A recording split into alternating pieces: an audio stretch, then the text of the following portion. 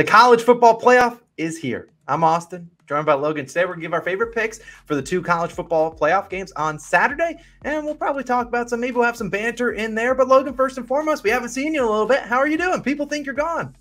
I'm still here, and we're going to have a great time in this college football playoffs. I mean, look, the playoffs are only limited to 4 teams, so, you know, it's not – they haven't expanded the playoffs yet, but these 4 teams are all very deserving of being here. As you mentioned, Austin, we might have some conflicting takes on these. We want the people to decide, you know, who they're ultimately backing. I'm sure when they disagree with me, they'll be down in the comments. Let me know. Yeah, and as always, drop your favorite picks down in the comments. Subscribe if you're new, and let's dive into our favorite games. And yes, I'll be looking forward to the college football playoff when it expands to 12 teams, because you've seen we've had some anticipation to do more bowl game picks, but it's impossible to bet the bowl games. You have no clue who's playing, but we know who's playing in these games. I'm going to dive into this first game, Logan. I'll ask for your thoughts after it, but I am going with the Michigan Wolverines. And I'm taking them -7.5. It's the Fiesta Bowl, and they're taking on TCU out in Arizona. Now, look, this is going to be a great game. This is the first college football playoff game. Logan will touch on his pick in the second one between Georgia and Ohio State. But let's talk about why I like Michigan. And the Wolverines, like I said, they're taking on the TCU Horned Frogs. And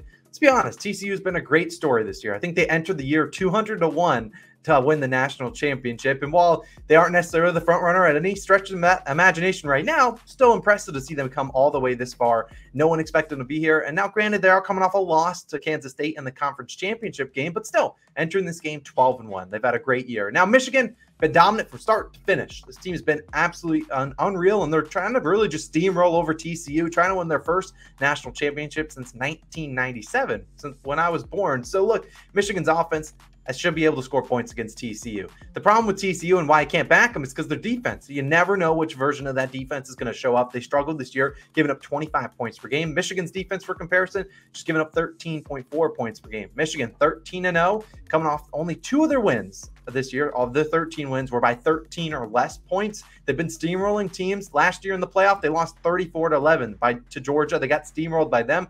They've had to have had that game on their mind for a long, long time over the last year. I'm riding with the Wolverines -7.5. I think they come out with a big-time win over TCU, kind of try to stamp their ticket to the college football national championship. I'm riding with the Wolverines, but Logan, how do you feel about this game?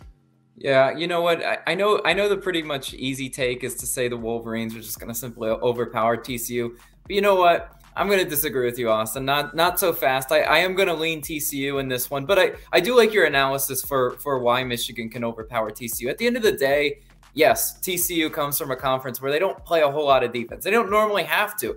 TCU does kind of have the blueprint of what I believe is Michigan's weakness. And if they just simply outscore Michigan, if they play, you know, up-tempo, quick strike offense, I think they're going to give Michigan a run for their money. Now, what can't happen is Michigan can't get out to a couple score lead and just keep running the ball and chew clock like that. That's how Michigan will cover.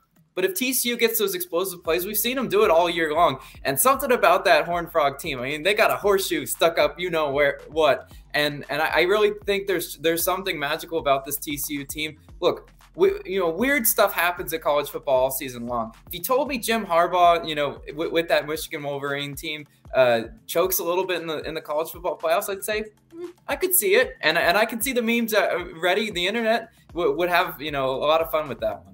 Yeah, I mean, I think you're kind of on the right track there. I think Michigan has a lot more pressure in this game than TCU does. So, look, Michigan needs to come out here and at least at bare minimum win this game. I'm hopefully do it in dominating fashion, winning by at least 8 or more points. But you're right, TCU, I don't know if there's lucky metrics in the college football, but they've been one of those teams that you're just like, I don't know how they keep pulling it off. But they've been managing to do it. Hopefully this is a great game. But, Logan, I'll let you get into your official pick. You're going to that Ohio State-Georgia game. And who are you rocking with?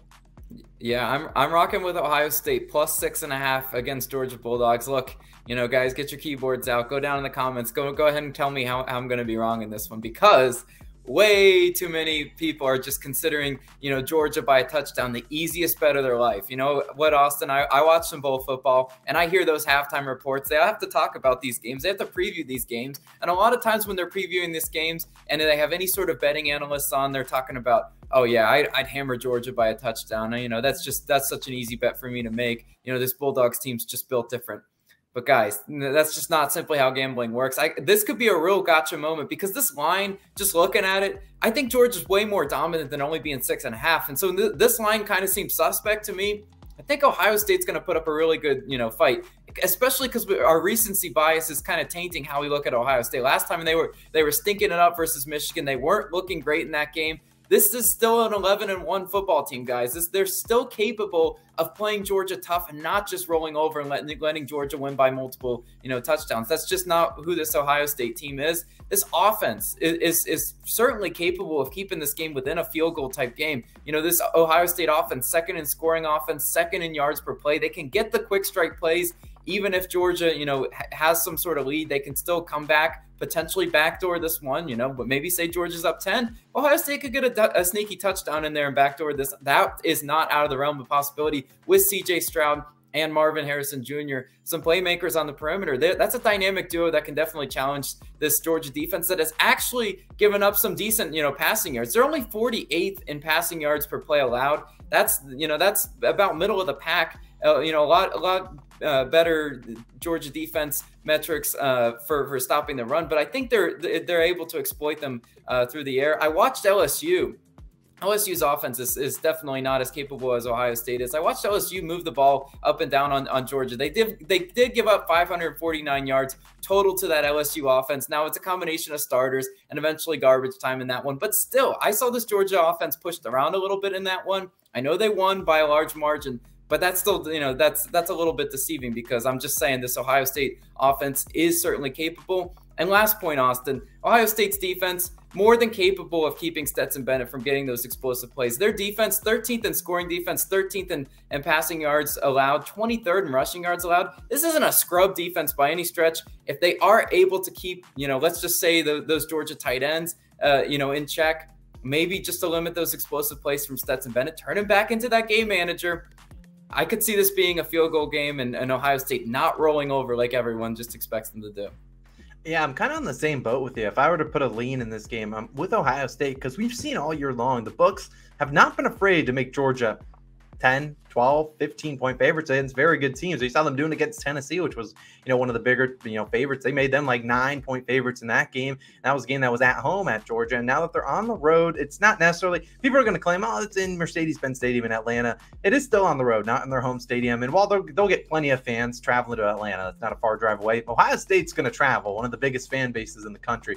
They're going to have their fans there, and they're going to be there in a plenty. And I think people are going to overreact to that Ohio State loss to Michigan. I think people saw that, and they just saw, them get handled. And I think they haven't played a football game since then. They've been sitting back and just kind of studying the film, seeing what they did wrong. And at the end of the day, I think they got the best player on the field, C.J. Stroud. Obviously, going to be a number 1, 2, 3 overall pick probably in this upcoming NFL draft. He's way too dominant. I think that their defense is being overlooked. People think, Michigan ran all over them nonstop.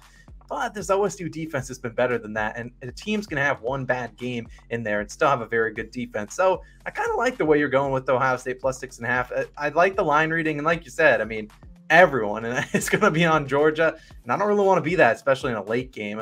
I can imagine the amount of parlays that are going to be Georgia money line and Michigan money line. I don't know. I saw that was minus 120. How you feeling about that? I like the analysis there. And I like that we both see eye to eye on this one. Look, I just think Georgia's such a sucker bet, right?